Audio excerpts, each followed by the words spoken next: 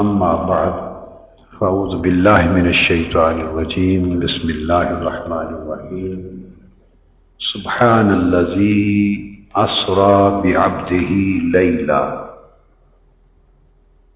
صدق اللہ مولانا العظیم۔ یہ آپ نے ابھی نعتیں سنی اور عارفانہ کلام سنا، اس میں دو باتوں کا ذکر آپ نے بار بار سنا، ایک شام کا ایک رات کا۔ میاں محمد صاحب کے کلام میں کہ رات پوے تھے بے دردان سکھ دی نیندر آوے، درد مندانو تانگ سجن دی ستیا آن جگا۔ درد مندانو تانگ سجن دی ستیا آن جگاوے۔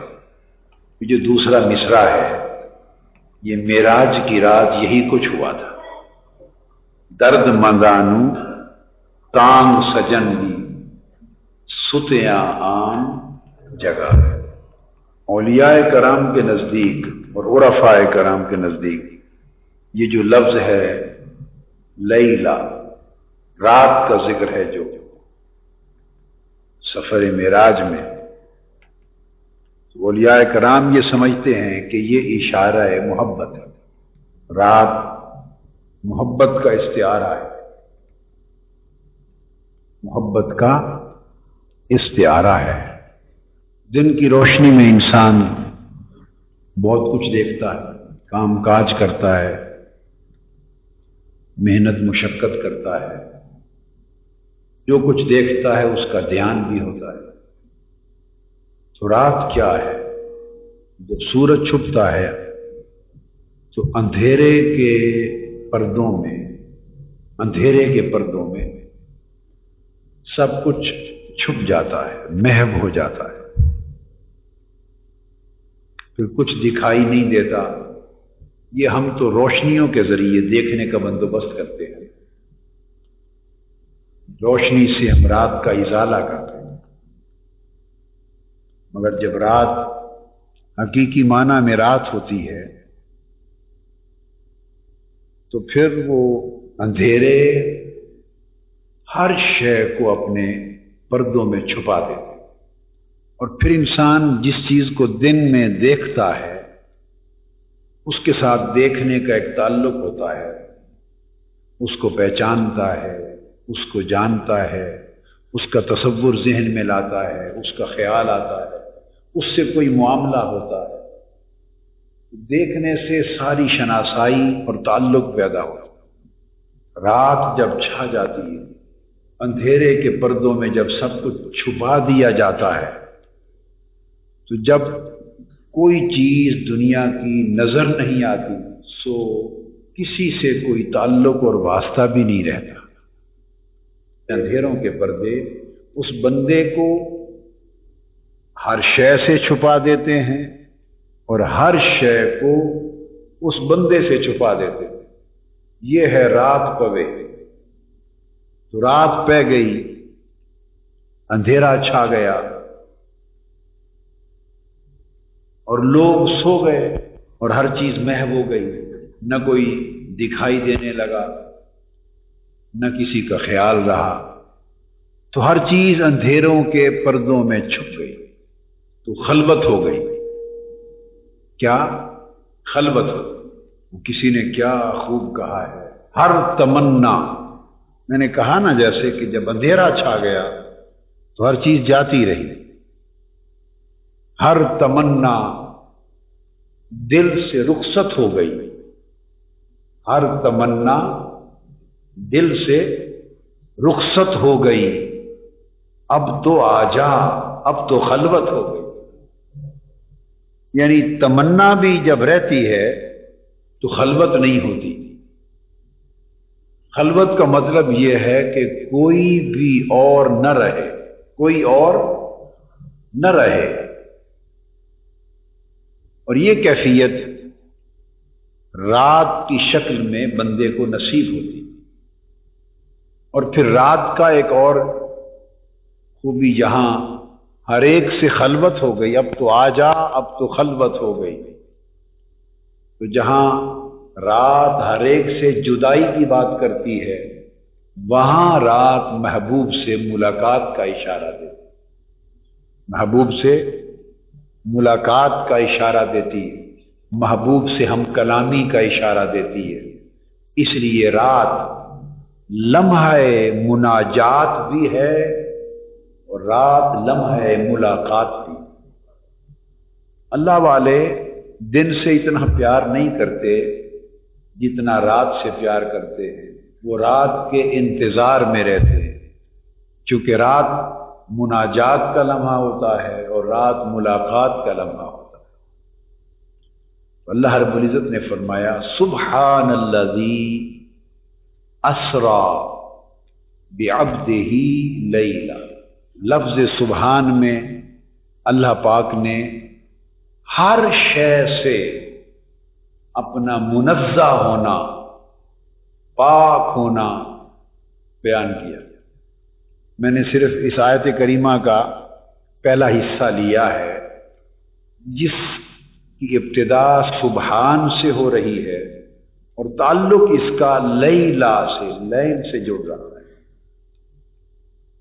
فرمایا وہ پاک ہے ہر شے سے، علائق سے، خواہشوں سے، مادیت سے، پستیوں سے، نقائص سے، کمزوریوں سے، حتیٰ کہ پھر تمہارے خیالات سے بھی، تمہارے وہم سے بھی، تمہارے گمان سے، یعنی ہر چیز نیچے رہ جاتی ہے، وہ ہر شے سے پاک ہے، بلند ہے، منزہ ہے۔ تو لفظ سبحان میں اللہ پاک نے اپنی کمال پاکیزگی کا اشارہ دیا۔ اتنی کمال پاکیزگی ہے کہ کوئی اس کو چھو بھی نہیں سکتا، کوئی اسے چھو بھی نہیں سکتا۔ وہ ایک شعر ہے، سر سے پا تک وہ گلابوں کا شجر لگتا ہے، باوضو ہو کے بھی اسے چھوتے ہوئے ڈر لگتا ہے۔ سبحان میں یہ ہے کہ اسے کوئی شے چھو نہ سکے،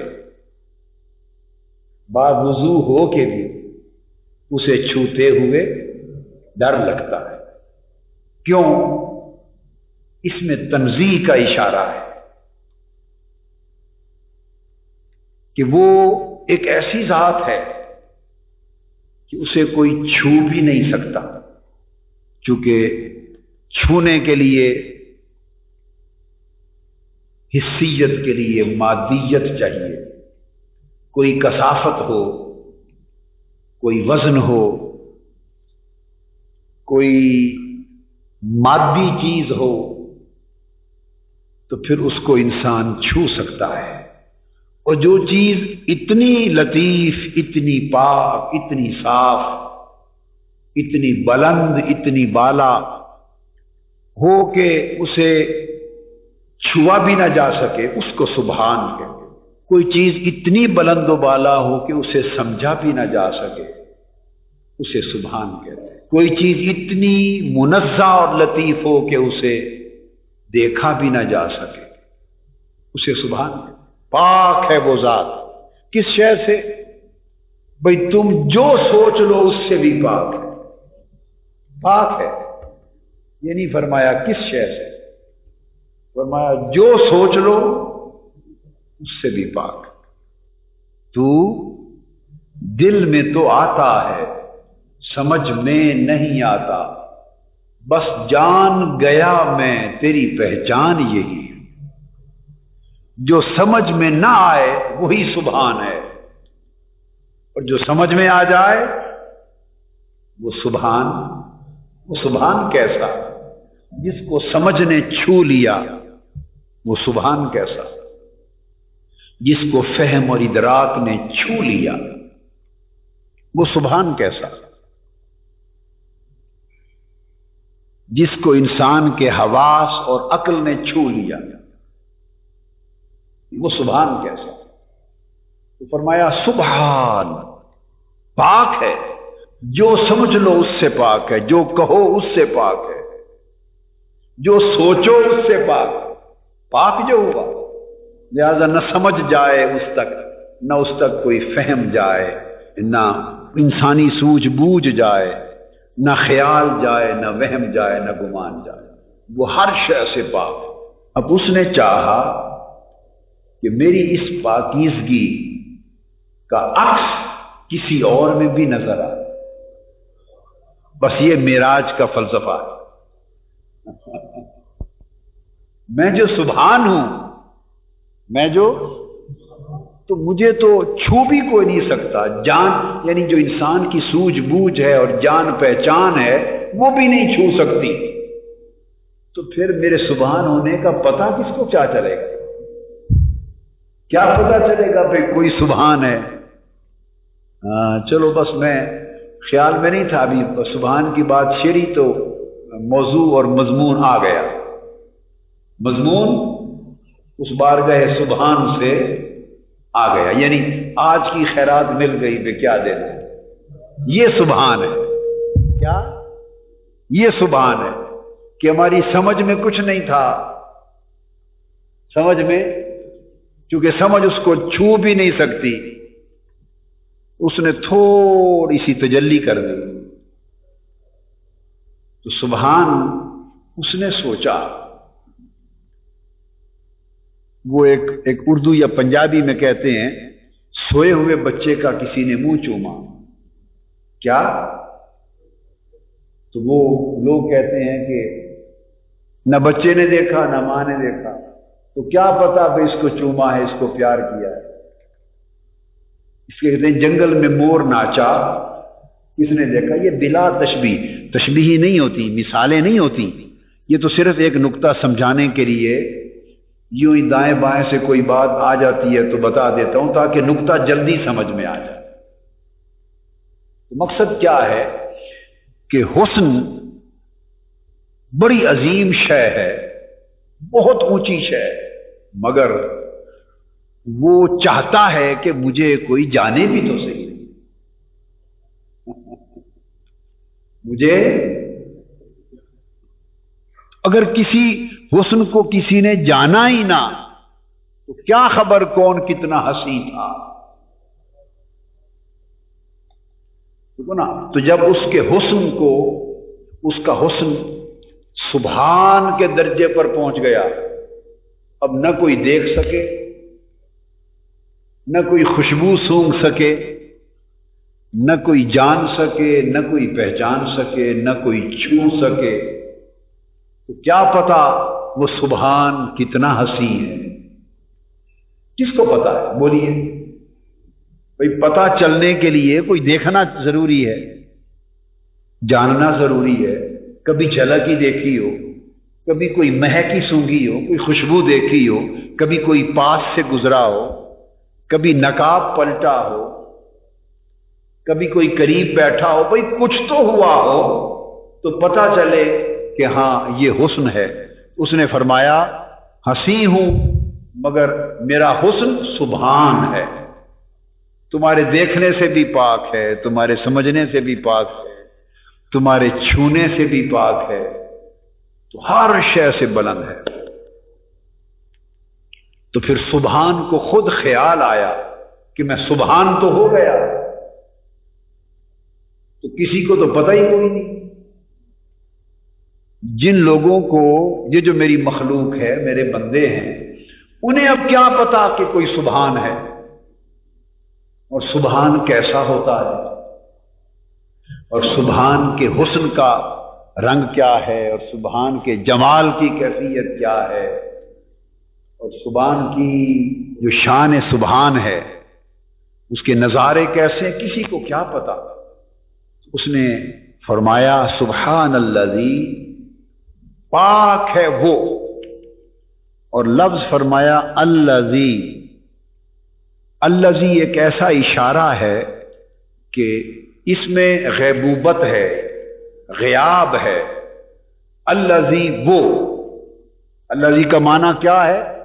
وہ، تو جیسا سبحان ویسا وہ، اب وہ سے کیا پتہ چلے کون؟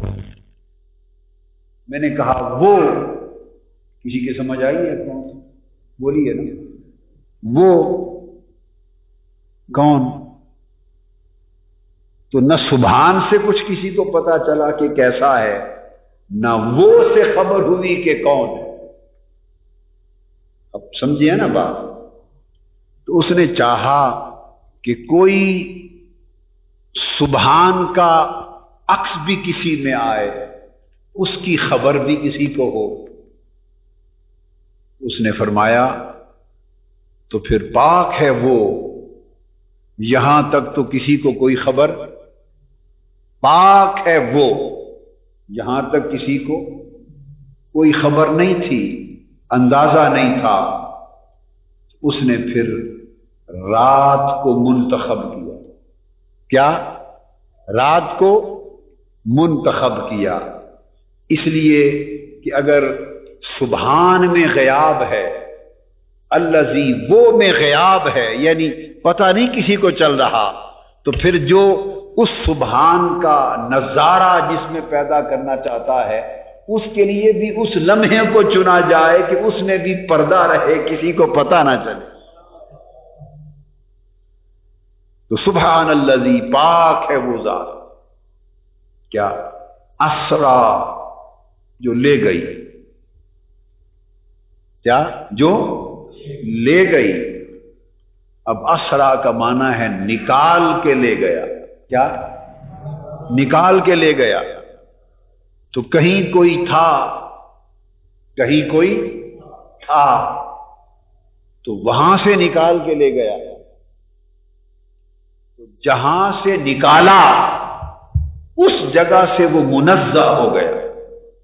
اس پوری آیت میں نکال کے لے جانے کا ذکر ہے، واپس پلٹ کر آنے کا ذکر نہیں، بس اس میں تنزیہ کا ذکر ہے۔ کیوں؟ کہ اس کا عنوان سبحان ہے، اس کا عنوان سبحان۔ تو معراج کیا ہے؟ خالی جانا ہی جانا تھا، واپس آنا نہیں تھا؟ بولیے نا، معراج کا سفر کیا ہے؟ خالی گئے تھے، وہ اس کے پاس فقط گئے تھے، پلٹ کے آئے نہیں تھے۔ تو کبھی ایسا بھی واقعہ آپ نے سنا جس میں جانا بھی ہو، آنا بھی ہو، اور پورا مضمون بیان ہو جائے اور جانے کا ذکر ہو اور پلٹ کے آنے کی بات ہی نہ ہو؟ کبھی سنا؟ کوئی ایسا واقعہ بھی سنا؟ جی، تو سفر معراج میں تو جانا بھی ہے اور آنا بھی ہے، مگر یہ پوری آیت مضمون معراج کو بیان کرتی ہے، اس میں فقط لے جانا ہی ہے، واپس لانے کا ذکر ہی نہیں۔ کیوں؟ اس لیے کہ اس میں مقصود سبحان کی جھلک ڈالنا، اس میں مقصود بس لے جانا ہے۔ کیا؟ نکال کے لے جانا ہے۔ کہاں سے؟ اس جہاں سے جس جہاں سے منزہ کرنا، اس بشریت سے۔ اسرا بعبدہ لیلا، ایک تو لیلا رات ہو گئی، ایک تو لیلا رات ہو گئی، اور ایک جو میں نے پردے بتائے نا، اندھیرے کے پردے، تو جو اندھیرے کے پردے ہیں یہ انسان کی بشریت اور انسان کا بدن ہے۔ انسان کی بشریت، انسان کی مادیت اور انسان کا بدن، اور یہ ایک جسم ہے تو یہ بھی ایک لیل ہے، رات ہے، اور اس کو پھیلا دیں تو مادی کائنات بن جائے تو یہ بھی ایک رات ہے۔ تو فرمایا پاک ہے وہ ذات، اسرا بعبدہ، جو لے گئی اپنے بندے کو۔ تو جیسے اس نے اپنا نام نہیں بتایا کسی کو، وہ اس لیے جس کو چنا اور لے گیا اس کا بھی نام نہیں بتایا کسی کو، اپنے بندے کو۔ وہ کون تھا، یہ کون تھا، یہ ساری غیاب میں بات اس لیے کی تاکہ یہ اتنا راز ہے کہ اس کے اپنے بندے کی بات ہے، تو جو اس کے اپنے ہوں گے ان پہ راز کھل جائے گا، جو اپنے نہیں ہوں گے وہ تلاش میں سرگرداں رہیں گے۔ تو فرمایا پاک ہے وہ ذات جو لے گئی اپنے بندے کو، نکال کے لے گئی، کہاں سے؟ لیلاً، رات کے پردوں میں سے، رات کے یعنی اس جسم کے پردوں سے نکال کے لے گئی، مادی پردوں میں سے نکال کے لے گئی، بشری پردوں میں سے نکال کے لے گئی، اور اس میں علائق ہیں بدن کے، اس میں خواہشیں ہیں، اس میں جسم ہے، خواہشیں ہیں، علائق ہیں، اس میں مختلف قسموں کی طلبیں ہیں، اس میں مختلف قسموں کی ضرورتیں ہیں، اور وہی ضرورتیں انسان کی کمزوریاں بن جاتی ہیں، وہی کمزوریاں بن جاتی ہیں۔ تو چونکہ محبوب میں سبحان کی جھلک پیدا کرنی تھی، تو فرمایا پاک ہے وہ ذات جو لے گئی اپنے خاص بندے کو ان علائق بدنی اور علائق دنیا کی اس ساری اندھیری رات سے نکال کے لے گئی، نکال کے لے گئی۔ اور پھر جب نکال لیا علائق بدن سے، تو یہ کیفیت تو اس لے جانے سے پہلے بھی تھی کہ 40 دن غار حرا میں رہتے تھے آقا علیہ السلام، اور 7 دن کے ستو اور کھانا لے جاتے تھے، اور وہ بچ کے واپس آ جاتا تھا۔ تو 40 دن تو کھائے پیے بغیر پہلے بھی گزار کے آ جاتے تھے۔ تو یہ تو کیفیت اسرا بعبدہی سے پہلے بھی تھی۔ تو آپ اندازہ کریں کہ علائق تھے کتنے، علائق تھے کتنے۔ کچھ تو ولادت کے ساتھ ختم کر دیے، کچھ جب شک صدر ہوا اس پہ ختم کر دیے، وہ تو پے در پے ختم ہوتے رہے۔ تو علائق کا تو عالم یہ تھا کہ اگر 40 دن تھوڑے سے ستو یا تھوڑی سی روکھی روٹی بھی کھائے بغیر اگر جسم کا کچھ نہ بگڑے تو اس جسم کے علائق کیا ہوں گے؟ وہ تو جسم بھی نور کی مانند تھا، وہ جسم بھی لطیف تھا، وہ جسم بھی، وہ بدن بھی لطیف تھا، ایسا لطیف بدن تھا جسے چھوتے ہوئے ڈر لگتا ہے۔ وہ تو علائق سے پہلے ہی پاک تھا، وہ تو ایسا بدن تھا کہ اس کا تو سایہ بھی نہیں تھا، اس کا تو سایہ بھی نہیں تھا، اس لیے کہ اس بدن میں کوئی کثافت ہو تو سایہ بنے، کثافت ہو تو بھئی یہ جو سایہ بنتا ہے یہ کیا ہوتا ہے؟ سایہ کوئی چیز نہیں ہے، جسم کی کثافت اور مادیت ہوتی ہے، ایک پردہ ہوتا ہے، کثافت ہے، مادیت ہے۔ روشنی جب پڑتی ہے تو وہ جسم کی کثافت اس روشنی کو اپنے اندر سے گزرنے سے روک دیتی ہے۔ تو ارد گرد چونکہ خالی ہوتا ہے وہاں سے روشنی گزر جاتی ہے، اور وہ کثافت والا بدن روشنی کو روک دیتا ہے۔ تو سر سے پاؤں تک جتنے حصے کو روشنی سے وہ روکتا ہے وہ اندھیرا بن جاتا ہے۔ اس اندھیرے کو سایہ کہتے ہیں، اندھیرے کو سایہ کہتے ہیں۔ اور اگر کوئی چیز شفاف ہو، ٹرانسپیرنٹ ہو، اتنی لطیف ہو، شفاف ہو کہ روشنی اسی طرح گزر جائے جیسے ہوا اور فضا سے گزرتی رہتی ہے، تو پھر اس کا سایہ بولیے نہیں ہوتا، نہیں پڑتا سایہ۔ تو کثافت کا نام سایہ ہے۔ کیا؟ تو حضور علیہ الصلوۃ والسلام کا بدن جس کو علائق سے پاک کرنا ہے وہ تو پہلے ہی ایسا تھا کہ جس میں کثافت نام کی نہیں تھی اور روشنی گزر جاتی تھی، اور وہ تو بدن ہو کے بھی روشنی سے لطیف تر تھا۔ اور اسی کثافت کی وجہ سے جب پسینہ آتا ہے تو پسینے سے بدبو ہوتی ہے، اسمیل آتی ہے۔ تو وہ بدن تو علائق سے پہلے ہی اتنا پاک اور لطیف تھا کہ پسینہ اس بدن کو بھی آتا تھا، مگر اس سے تو ہوائیں اور فضائیں معطر ہو جاتی تھیں۔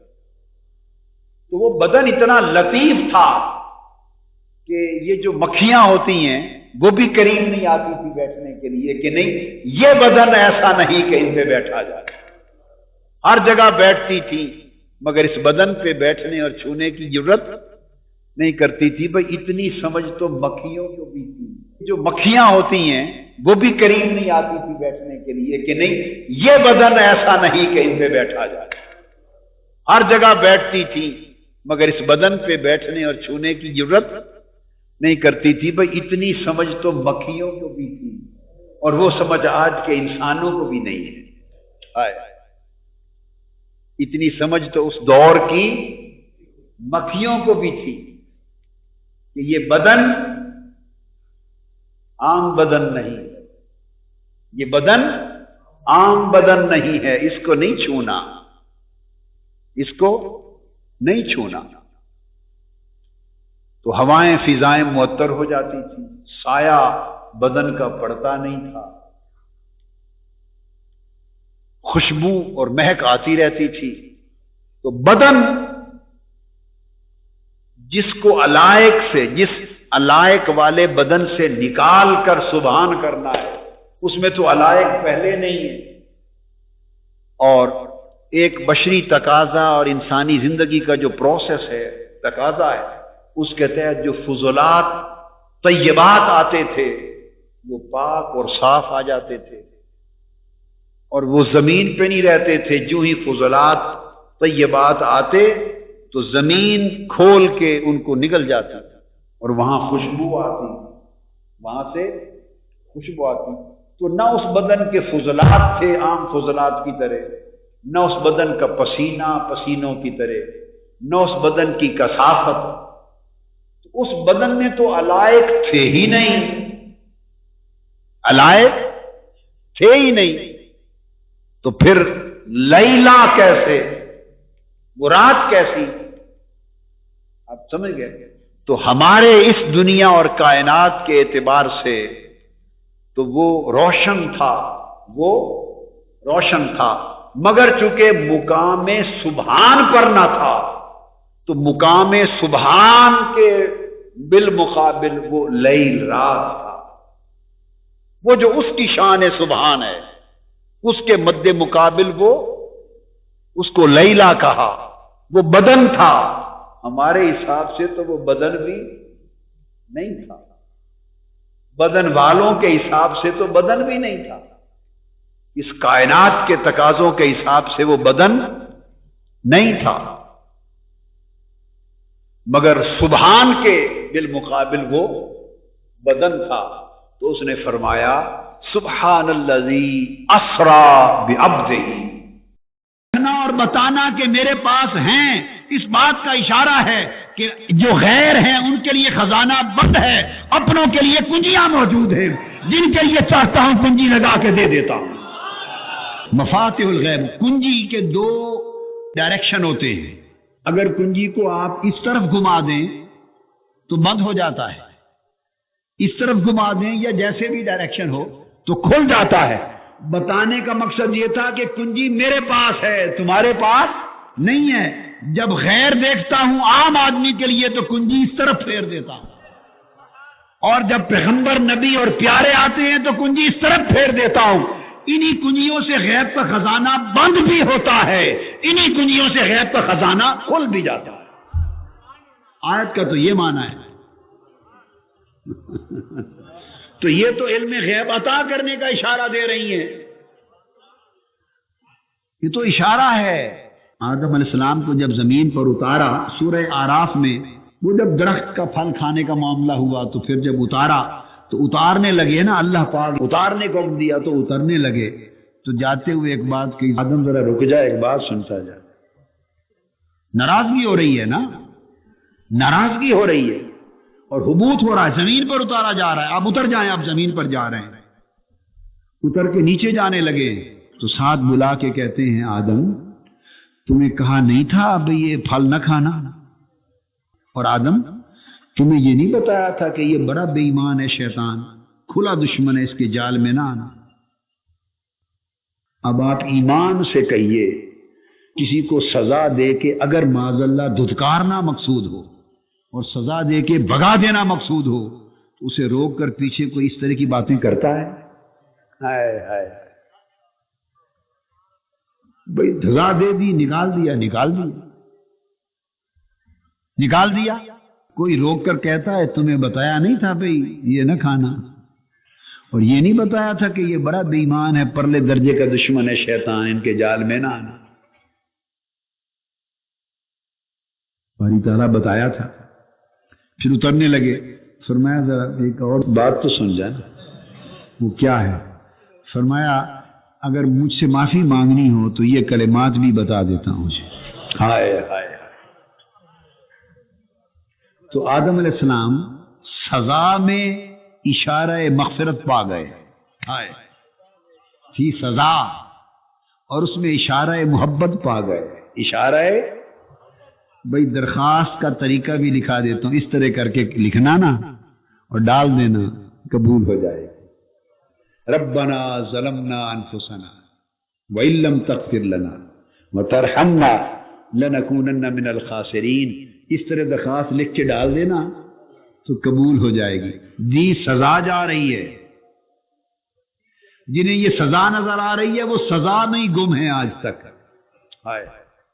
جنہیں سزا نظر آئی وہ آج تک سزا میں ہی گم ہے کہ معاذ اللہ غلطی ہوئی سزا دے دی، اپنی اپنی عقل ہے، پتہ نہیں یہ ہماری الٹی ہے یہ اوروں کی الٹی ہے، کسی کی تو الٹی ہے، تو کئی تو سزا میں گم ہیں، اور جب ہم اس مقام کو پڑھتے ہیں تو اللہ کی عزت کی قسم مجھے تو سزا میں عطا نظر آتی ہے،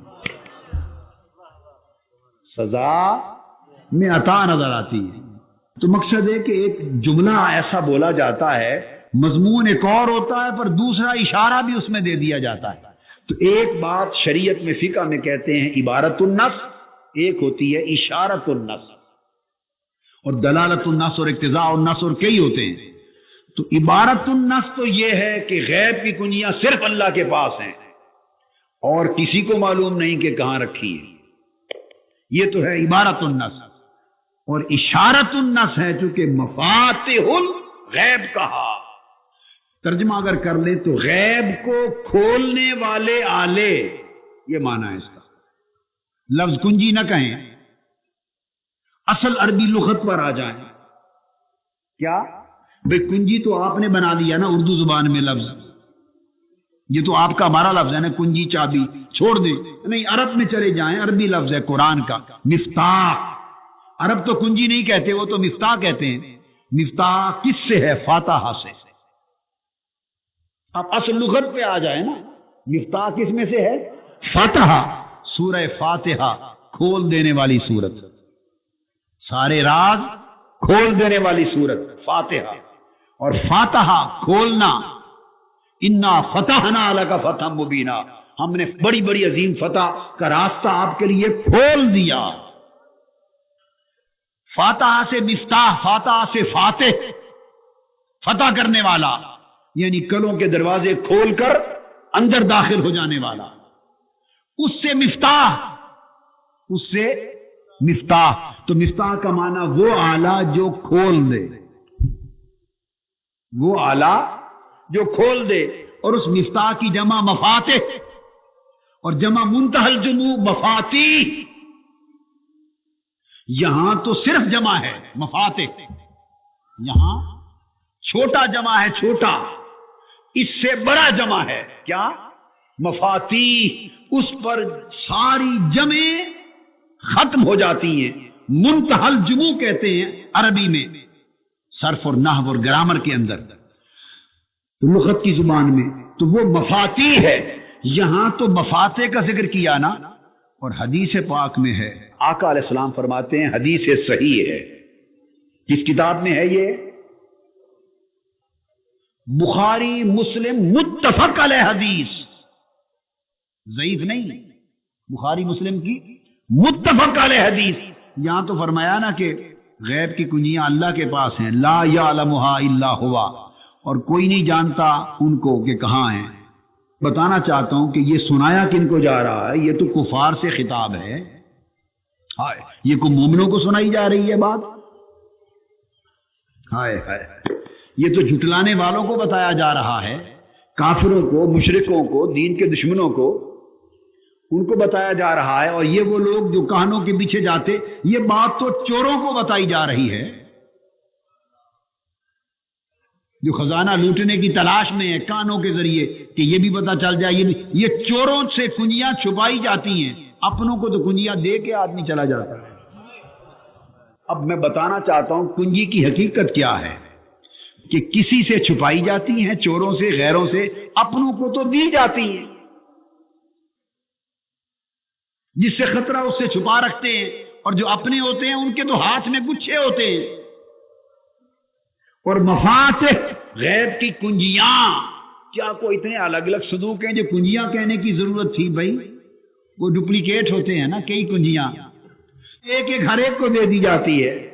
اللہ، ایک ایک ہر ایک کو دے دی جاتی ہے۔ ہر پیغمبر کو اس کی ضرورت کے مطابق خزانے کی کنجی دے دی، اور مصطفیٰ کو ساری دے دی۔ اب چوروں سے خطاب کیا، کافروں سے خطاب کیا، غیروں سے، دشمنوں سے خطاب کیا، فرمایا لا یعلمھا الا ہوا، اللہ کے سوا کوئی نہیں جانتا، چابیاں اس کے پاس ہیں۔ ہم نے پوچھا حدیث کے ذریعے آقا علیہ السلام کبھی بتا دیں کہ کسی کو دیتا بھی ہے، کسی کو اللہ نے دی بھی ہے؟ تو حضور نے فرمایا امت کے لیے، چونکہ امت نے پوچھا ہے نا تو امت کو اپنوں کو بتا دیا۔ فرمایا ایک روز میں سویا تو اللہ پاک نے زمین کے سارے خزانوں کی ساری چابیاں مجھے عطا کر ہوتی تو مفاتیح خزائن الارض، حدیث پاک کے لفظ، اللہ پاک نے زمین کے خزانوں کی مفاتیح جمع منتہی الجموع ساری چابیاں مجھے عطا فرما دی۔ اے محبوب جس کو جتنی چاہتے ہو عطا کر دو۔ محبوب ساری چابیاں آپ کے پاس ہیں، باطنی بھی زمین کے خزانے، ظاہری بھی اسلام کی امراء کو دے دو، سلاطین کو دے دو، سلطان محمود غزنوی کو دے دو، وہ فتوحات کرتے چلے جائیں تو جتنے خزانے ہیں چابیاں دے دی۔ کیا؟ اور ابو الحسن خرقانی کو بھی دو، یہ بھی قسمیں ہیں، کئیوں کے پاس وہ چابیاں ہیں دوسری، کئیوں کے پاس باطنی چابیاں ہیں۔ ایسوں کو بھی دے دو کہ 17 حملے کیے سلطان محمود غزنوی نے، وہ چابیاں ہیں نا زمین کے خزانے کی، فتوحات کی چابیاں۔ سومنات کا مندر فتح نہیں ہو رہا، آخری حملہ 16 کر چکے ہیں، 16 پریشان ہیں، رات کو رو پڑے، گر گڑا گئے کہ باری تعالیٰ اب تو سکت نہیں رہی حملے کی، آخری حملے کی تیاری ہے، یہ تو لشکر اسلام شکست کھا جائے گا، کفر کی فتح ہو جائے گی، مار کر ختم ہو جائے گا، کیا کریں؟ فرمایا رات کو نکل، تیرے اپنے لشکر میں ہی ایک سپاہی ہے، وہ چابیوں والا ہے۔ ہائے ہائے کہ اب کیا کیا بتائیں کسی کو جنہوں نے یہ قصہ ہی نہیں دیکھا چابیوں کا، خالی لفظ ہی پڑا سنا ہے۔ وہ چابیوں والا ہے تو اس کی پہچان کیا ہے؟ فرمایا چابی والا ہے نا، پہچان یہ ہے، دیکھنا رات کو آندھی آئے گی، خیمے چراغ ہیں، مٹی کے دیے ہیں، سارے بجھ جائیں گے، تو اس کا چراغ نہیں بجھے گا، تلاوت کر رہا ہوگا، جس کا چراغ آندھی نہ بجھا سکے، آندھی جس کا چراغ نہ بجھا سکے، وہ چابی والا ہے۔ نور خدا ہے کفر کی حرکت پہ خمدہ زن، پھونکوں سے یہ چراغ بجھایا نہ جائے گا، اور جن کے دیے میں اسی چراغ کی لو آ جاتی ہے وہ بھی آندھیوں سے نہیں بجھتے اور پھونکوں سے نہیں بجھتے۔ تو فرمایا آندھی آئے گی چراغ نہیں بجھے گا، پہچان لینا یہی چابی والا ہے۔ بس نکلے رات کو، حضرت ابو الحسن خرقانی کا خیمہ تھا، ہم خرقان بھی حاضر ہوئے ان کے دربار سے، بستام گئے پھر خرقان گئے، وہ منظر تھا۔ تو حضرت سلطان محمود غزنوی ان کے قدموں پہ گر پڑے جا کر، حضرت جی مہربانی کر دیں، کرم کر دیں۔ اب وہ فوجی سپاہی ہے اور سلطان محمود غزنوی بادشاہ وقت ہے، بادشاہ وقت ہے، فل اتھارٹی ہے، سلطان ہے، یہ سپاہی ہے۔ تو ایسا بھی ہوتا ہے وہ دنیا کو مغالطے میں رکھنے کے لیے سپاہی بن کے بھرتی ہو جاتے ہیں، کوئی کسی رنگ میں، کوئی کسی رنگ میں۔ تو قدموں میں گر پڑے. وہ کہنے لگے جی یہ کیا کر رہے ہیں؟ میں تو گنہگار ایک سپاہی ادنا صاحب کا ملازم ہوں. انہیں کہا نہیں، یہ بات سمجھ میں آ گئی ہے، بات سمجھ میں. اب بات ملازمت کی نہیں، میں ملازم ہوں، ملازم میں ہوں، سلطان آپ ہیں. بار صورت اصرار کیا. وہ جان گئے کہ پکا ہو گیا ہے، یہ پکا ہے، اب چھوڑے گا نہیں. بڑا ٹالا، بڑے بہانے بنا، وہ چھوڑے گا نہیں. آپ نے اپنا قمیض اتار کے دے دیا. کہا یہ قمیض لے جاؤ اور جا کے اللہ کے حضور 2 نفل پڑھ کے سجدہ کر کے قمیض مصلے پہ رکھ لینا اور اس کا واسطہ دے کر اللہ سے فتح مانگ لینا. تو پھر چابی والے تو ایسے ہوتے ہیں، چابی والے تو ایسے ہوتے ہیں. اس قمیض کا واسطہ دے کر مانگ لینا جو مانگنا ہے. سلطان محمود غزنوی نے آ کے حضرت ابوالحسن خرقانی کا قمیض مصلے پہ رکھ لیا اور سجدہ اللہ کے حضور کر کے عبادت کر کے ہاتھ اٹھائے اللہ کے حضور، عرض کیا مولا اس اپنے محبوب فقیر کے قمیض کا صدقہ سومنات کے مندر اور اس قلعہ کی فتح عطا کر. صبح حملہ کیا، قلعہ فتح ہو گیا. مبارک دینے کے لیے پھر آئے حضرت ابوالحسن خرقانی کی خدمت، مبارک دینے آئے. تو حضرت ابوالحسن خرقانی مسکرا کے معلوم ہے کیا کہتے ہیں؟ سلطان محمود غزنوی کو کہتے ہیں کہ جو قمیض دیا تھا ارزاں فروخت آئی، سلطان قمیض بڑا سستا بیچ دیا، تو نے قمیض بڑا سستا بیچ دیا. ایک قلعہ کی فتح مانگی، جب قمیض رکھ ہی لیا تھا تو سارے ہندوستان کی فتح مانگتا، آج وہ مل جاتی. سستا بیچ دیا. آقا نے فرمایا اللہ نے مجھے چابیاں عطا کر دی. پھر حضور وہ چابیاں امت کو دیتے ہیں، جتنی جس کو چاہتے ہیں، جس کو جتنی سلطنت دیتے ہیں اتنی چابیاں دے دیتے ہیں. تو یہ تو نظام ہے، یہ گچھے ہیں چلتے رہتے ہیں. فرمایا اللہ مفاتیح الغیب کا مالک ہے. اس کا معنی کیا ہے؟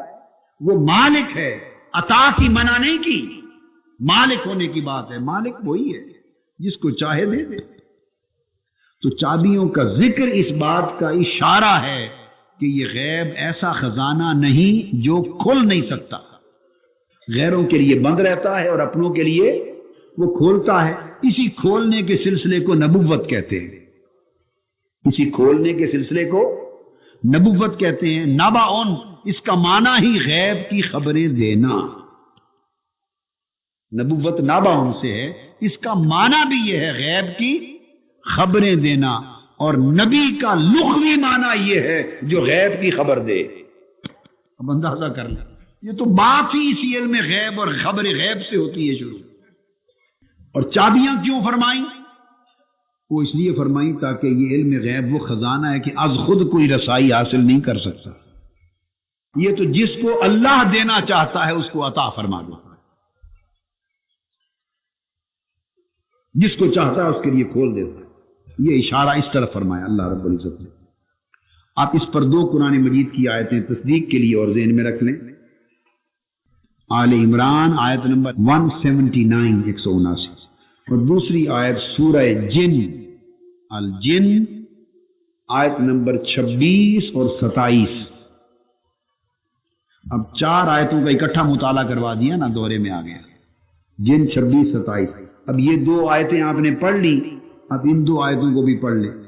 وما کان اللہ لیطلعکم علی الغیب. اللہ پاک کی اے لوگو، عوام سے خطاب ہے، اے لوگو اللہ کی یہ شان نہیں ہے کہ تمہیں غیب پر مطلع کر دے. اللہ کی یہ شان نہیں کہ تمہیں غیب پر لیطلعکم علی الغیب، کہ تمہیں غیب پر مطلع کر دے. اب وہی بات آ گئی نا جو میں نے کہی لو مفاتیح الغیب، کہ جن کو مطلع نہیں کرنا ان کے لیے خزانہ بند ہے، چابیاں اللہ کے پاس. کہ تمہیں غیب پر مطلع کر دے ان کے لیے چابیاں اللہ کے پاس بند. وَلَٰكِنَّ اللَّهَ يَجْتَبِي مِن رُّسُلِهِ مَن يَشَاءُ. اور جنہیں غیب پر مطلع کرنا ہوتا ہے، یہ بھی سن لو، یہ بھی نہیں کہ کسی کو نہیں کرتا، نہیں، تمہارے لیے بند ہے، عوام کے لیے. مگر اللہ غیب کے لیے کیا برگزیدہ لوگوں میں رسولوں سے جنہیں چاہتا ہے منتخب کر لیتا ہے، انہیں پھر اپنے غیب پر مطلع فرما دیتا ہے، ان کے لیے خزانہ غیب کھول دیتا ہے.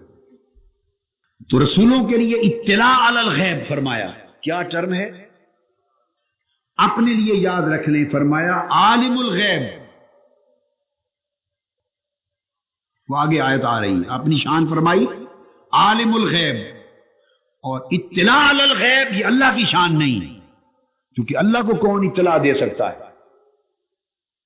مطلع علی الغیب مخلوق کے لیے، عالم الغیب اللہ کے لیے. تو فرمایا اصلاً غیب کا علم میرا خزانہ ہے، میرے پاس ہے، چابیاں میرے پاس ہیں، اور عام لوگوں پر ان کو نہیں کھولتا، اور جن کو دینا ہوتا ہے انہیں رسولوں میں سے منتخب کر لیتا ہوں. تو اطلاع علی الغیب رسولوں کا خاصہ ہے، رسولوں کا خاصہ ہے. یہ خاص رسولوں کے لیے کہ وہ غیب پر مطلع کیے جاتے ہیں. اور کیوں ایسا فرمایا کہ تمہیں غیب پر مطلع نہیں کرتا اور صرف رسولوں کو کرتا ہوں؟ اس لیے کہ اگر تمہیں بھی غیب دینا شروع کر دوں عوام کو، یہ باقی آیتیں کفار، مشرکین، ان کے کاہن اور عوام کے لیے ہیں. فرمایا اگر غیب کا علم، یہ خزانہ علم غیب، اگر میں عوام کے لیے بھی کھول دوں اور ہر کوئی اپنے ذرائع سے کسی نہ کسی سبیل سے اس تک پہنچ جائے، اور پھر رسولوں پر بھی یہ فرشتے کے ذریعے اتار دوں اور رسولوں کے دل میں بھی یہ ڈال دوں، تو پھر تمہارے اور رسولوں میں فرق کیا رہ جائے گا؟ امتیاز تو ہے ہی علم. وَعَلَّمَ آدَمَ الْأَسْمَاءَ كُلَّهَا، سب سے بڑا امتیاز اور فرق تو میں نے رکھا ہی علم کا ہے. سب سے بڑی عظمت کی بنیاد تو ہے ہی علم، اور یہی علم اگر میں عام پر بھی کھول دوں، عوام پر، اور رسولوں کو بھی اتاروں، تو وہ تو ہمسری اور برابری کا دعویٰ کرنے لگ جائیں گے.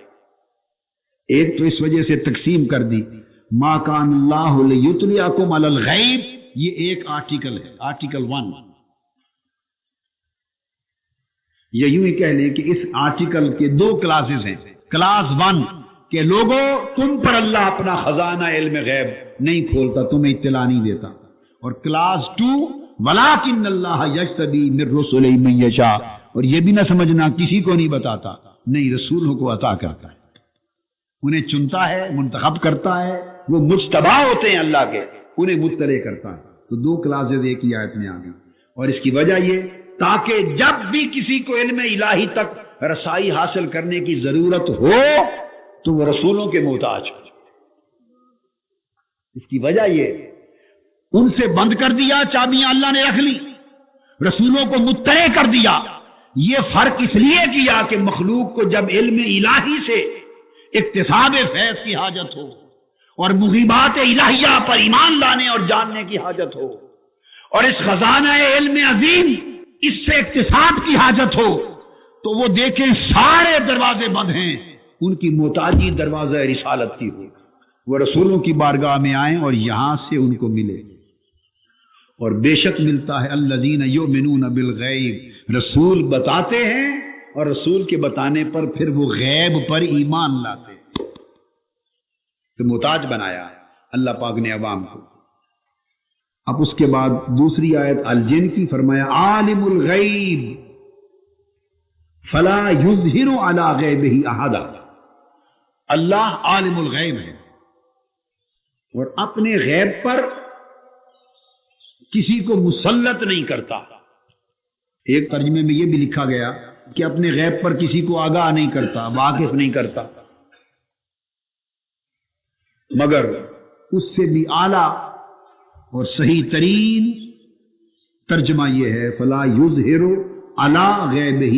یظہر اظہار باب افعال میں سے ہے، لیظہرہ علی الدین کلہ، غالب کر دے.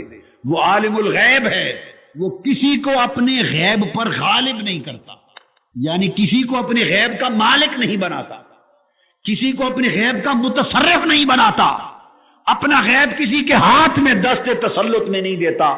نفی تو اس چیز کی ہو رہی ہے، اس کی نفی کہاں ہے کہ وہ کسی کو عطا نہیں کرتا، اس کا تو ذکر ہی نہیں. اور عطا کا سن لیں، کسی کو اپنے غیب پر غالب نہیں کرتا مگر الا من ارتضی من رسول، اس علم غیب کی نعمت دینے کے لیے رسولوں میں سے جنہیں چن لیتا ہے ان کو عطا کرتا ہے، رسولوں کو مستثنا کر دیا. الا من ارتضی، مگر جن کو چاہ لیتا ہے، پسند کر لیتا ہے، اور وہ کون ہوتے ہیں؟ من رسول، رسولوں میں سے ان کو غیب عطا فرما دیتا ہے.